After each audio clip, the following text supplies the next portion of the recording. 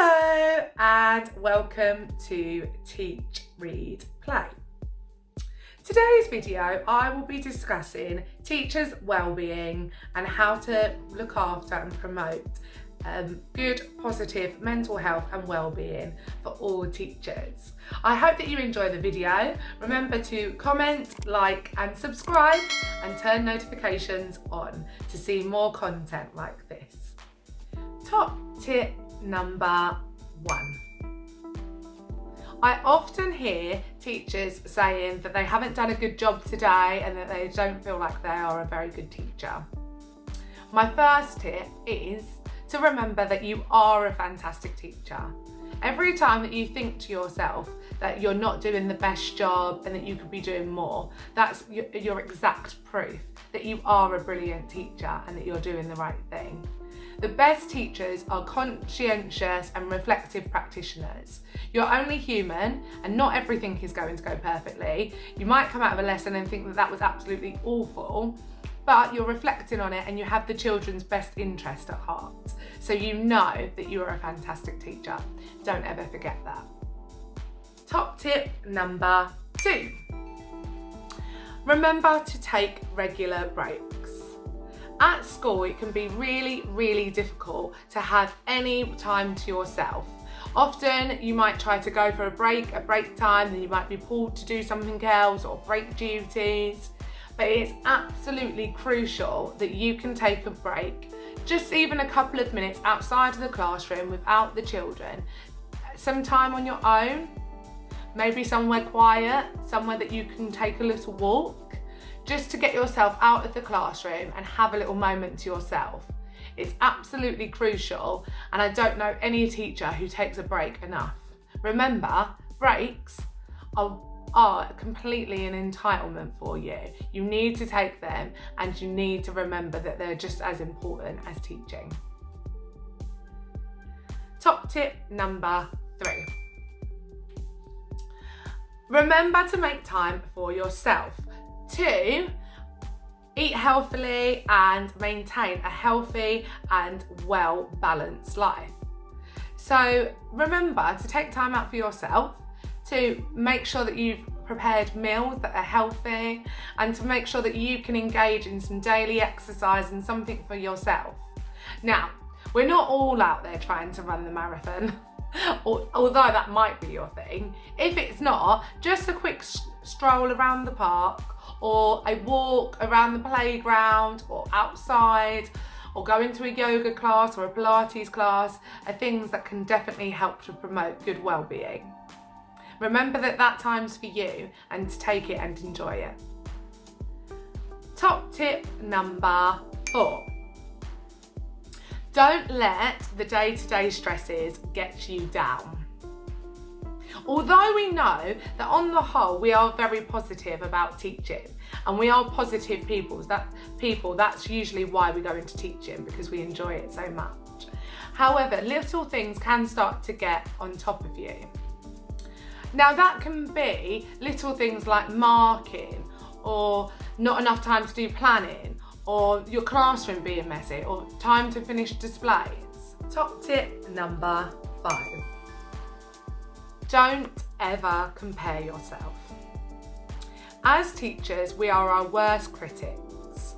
Often we'll criticise ourselves about any of our efforts and thinking that we're not good enough.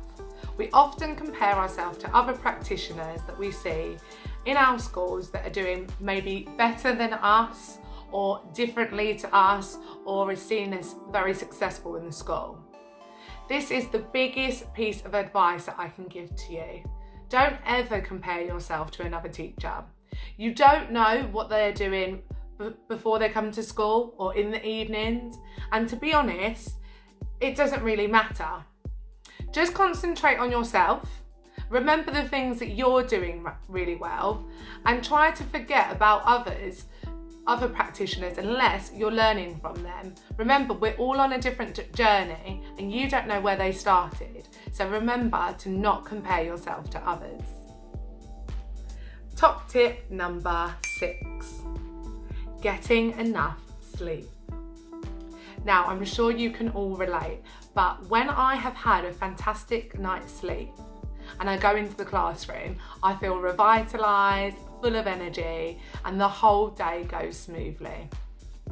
On days where I've lacked sleep, I'm often quite grouchy and finding it difficult to keep on top of things and feeling quite stressed and frantic. So my best piece of advice is try to get enough sleep for yourself each night. So you might want to start going to bed a little bit earlier, taking some time out to meditate or read a book before you go to sleep. Don't ever feel guilty about not finishing work and completing more work than sleeping. The most important thing about teaching is to look after yourself and your well-being, and everything else comes after. So take it tonight and start getting your 8 hours. Top tip number 7, getting organised. This has always been something that I found extremely difficult throughout my career, but I'm finally starting to get there. Get yourself a new diary, any new stationery that you need or require, and get yourself organised. Try to keep up to date on your marking and your planning to make sure that those things are scheduled in your working day. The sooner that you get them done, the sooner that those things will not be less of a burden, and actually the things that really matter, like being with the children, will seem even more rewarding. So get yourself organised, get planning, and once you finish your PPA, get your slides done. Top tip number 8. Now this one's very controversial because I can be partial to doing this sometimes. But this piece of advice is definitely to promote good health and well-being amongst teachers. So this piece of advice is stop taking work home. I know, I said it as a teacher. Try to plan out your week at school so that you have embedded time to complete your planning, to complete your marking, displays, resources, provision, anything that you need to complete at school. That might mean coming in earlier a couple of days a week or leaving that little bit later. But if that gives you the opportunity to have your evenings free to yourself or your weekend free to yourself, then that will make a huge difference to your well-being at the weekend.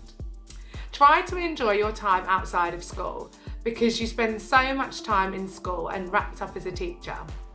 So if you are taking work home, make sure that you limit it yourself and make sure that you at least get one full day at home where you're not doing any schoolwork at all.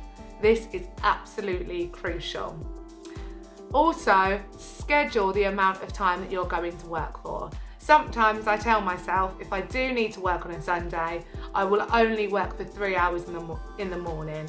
And if it isn't completed, then I stop, because the realistic fact is we're never on top of everything. Top tip number 9. You are fantastic at praising the children every day. So from today, start praising yourself. Have a think about something that you've done really well each day or each week if you find it very difficult. And really take some time and think about what you did well and really give yourself some credit. For instance, today, I was really happy because my class was so well behaved. And I think that I realised that actually it was because I was so much more relaxed and enjoying teaching them and not letting the little things get to me and actually just going on a journey with the children. Top tip number 10. Take some time out and think about things that you really enjoy doing. What brings you happiness and what do you really appreciate? It may be playing with your children in the evening. Maybe cooking a Sunday roast and having a meal with your family. It might be taking a long bath after a stressful day at school. It might be hitting the gym after a really busy day. Or ordering your favourite takeaway. Have a think about some of the things that make you really happy. Some of the things that I enjoy doing is reading, working out, taking long baths, and also watching some episodes on Netflix. Take some time out every day to do something that you really enjoy. I highly recommend reading and meditation, as well as yoga, for great ways to help promote mental health and well-being for teachers. Good luck in trying out all of these strategies, and please leave a comment below to let me know how you are finding promoting health and well-being in your schools and how your own health and well-being has been benefited from this video. Thanks for watching. Remember to subscribe to see more content like this. Bye bye.